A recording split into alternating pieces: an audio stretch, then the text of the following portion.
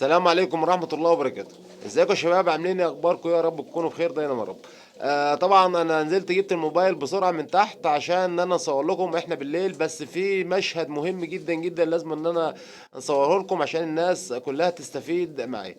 طبعا يا شباب، انتوا شايفين الدكر الابيض اللي هو الدكر الابيض اللي فوق دول، والدكر اللي تحته على طول، اللي الدكرين دول بقالهم يا شباب اكتر من ربع ساعة مش عارف بيضربوا ببعض. الدكرين دول يا شباب مقطعين بعض.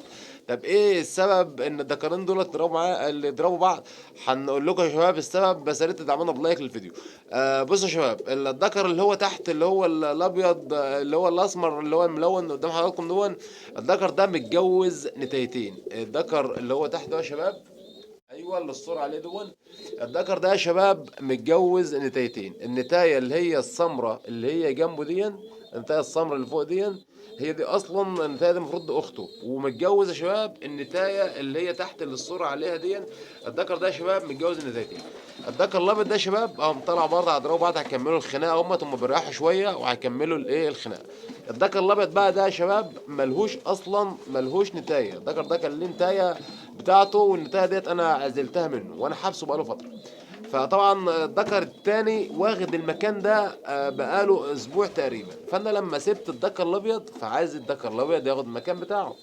فانا سبت الدكر الابيض بحيث ان انا نفصل النتايتين دولت، النتايه اللي هي السمرة دي يا شباب والنتايه اللي هي دي، نفصلهم عن ايه، عن بعض. يبقى الدكر الابيض دوت ياخد نتايه منهم، والدكر التاني ياخد نتايه منهم.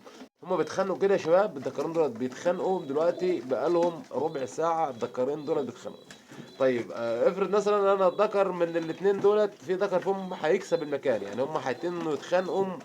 عمر المكان ده ما هيتن الذكر واحد، هيتنوا يتخانقوا لحد ما ذكر فيهم ياخد المكان. انا بنتمنى دلوقتي ان الذكر الابيض هو اللي يكسب الخناقه دي، عشان الذكر الابيض دوت ياخد نتايه من الاتنين، لان هم هيسكنوا في مكان جنب بعض. يعني هو الذكر الابيض اللي خد المكان دوت، الذكر التاني هياخد المكان اللي جنبه، فبالتالي الذكر الابيض دون هياخد نتايه من النتايتين دولت. وبالتالي يبقى انا كده حليت المشكله وجوزت الحمام لبعضه بمنتهى السهوله. الموضوع ده يا شباب انا كنت عامله قبل كده، انا كنت عامل الموضوع دون قبل كده ونجح معايا الموضوع بفضل الله.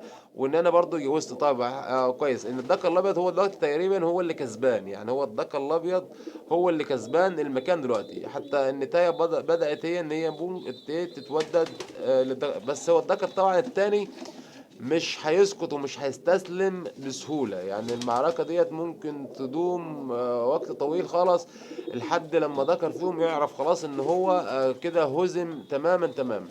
الذكر الابيض هو تقريبا كده هو اللي كسب من الذكر. الذكر التاني، الذكر التاني يا شباب شايفين برضو حالة ان هو النهجان بتاعته، بس هيستسلم الذكر ده تقريبا. الذكر ده مش هيستسلم، يعني الذكر ده مش هيستسلم، هيطلع برضو الذكر التاني وهيتنوا يتخانقوا ببعض. لان الذكر ده يا شباب اللي قدامكم الصورة عليه دوت، الذكر ده واخد نتايتين. الذكر ده متجوز نتايتين، متجوز النتاية ديت يا شباب، ايوه النتاية اللي انت شايفينها دي.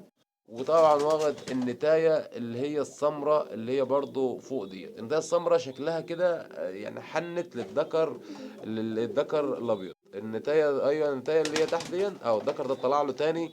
مش هيستسلم بسهولة، يعني مش هيستسلم بسهولة. الذكرين دولت بيضربوا بعض يا شباب دلوقتي، مش عايز اقول لكم بقالهم اكتر من ربع ساعة. الدكر الابيض برضو اللي رابع مره والخامس مره يوقع الدكر الاسمر التاني دي الخامس مره وسادس مره يوقعه من العين. وبالطريقه ديت شايفين الدكر شباب عمال بينهي خالص. بيتخانقوا بقالهم يعني فتره طويله خالص، والحمام دون بيتخانق مع بعضه عشان جوز فيهم يكسب العش. مش عارفين بقى ان الذكر ده استسلم على كده ولا خلاص يعني لسه ماتش تاني. يعني هو الذكر ايوه الذكر دون اللي في الصورة قدام حضراتكم اللي جنب الذكر الكينج دوت. مش عارفين بقى هيطلع تاني. هو يا شباب انا معاه بالصورة برضو، انا معاه اهوت الذكر اهوت، بس هو كده الذكر ده كده شكله استسلم. يبقى كده الذكر الابيض دون هو اللي كسب المكان. وتبدأ بقى النتاية من النتايتين دولت ان هي تتودد للذكر ده، لان الذكر ده اصبح عنده مكان واصبح عنده بيت. فالنتايات مش عايزة غير مكان، ويعني ذكر حمام يكون قوي عشان ان هو يحمي الزغاليل بتاعتها من الحمام التاني. وانا كده استفدت النتايه السمراء اللي جنبه ديت شكلها هتتودد له يعني كده وان شاء الله يبقى انا كده كسبت ما خسرتش انا، عشان نحل ازمه ان انا نتايتين بيتجوزهم متجوزين ذكر واحد. لا الطريقه ديت فعاله، وانا مجرب الطريقه دي قبل كده. كده ان شاء الله الذكر ده هياخد نتايه من نتايتين. وتقريبا كده الذكر التاني استسلم، لان هما منهكين الاتنين يا شباب.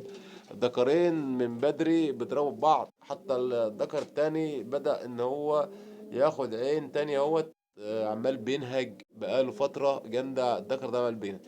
انا طبعا يا شباب اسف لو انا الصورة مش واضحة، لان انا طبعا مصور لكم بالليل عشان الناس كلها ان هي تستفاد من فيديو قيم زي كده.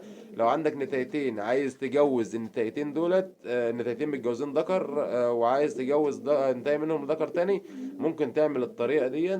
تاخد لو في ذكر فاضي عندك في المكان، تاخد الذكر ده تحبسه اسبوع ولا حاجة، وبعدين تسيب الذكر ده تاني ان شاء الله يبقى انت كده هتفصلهم عن بعض.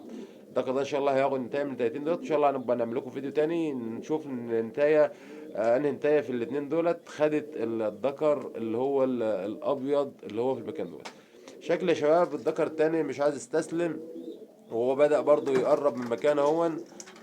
شكله هو ما هوش عايز يستسلم، هو بدأ برضو يرجع للمكان تاني اهوت. وطبعا هو المكان ده بتاعه، وذكر متجوز نتايتين يعني. فيا ريت النهارده يا شباب يكون الفيديو بتاع النهارده عجبكم، ويا ريت تكون استفدتوا من الفيديو ده بحاجه. بس يا شباب طبعا شكل الذكر ده برضه هو شكله خلاص وكده استسلم.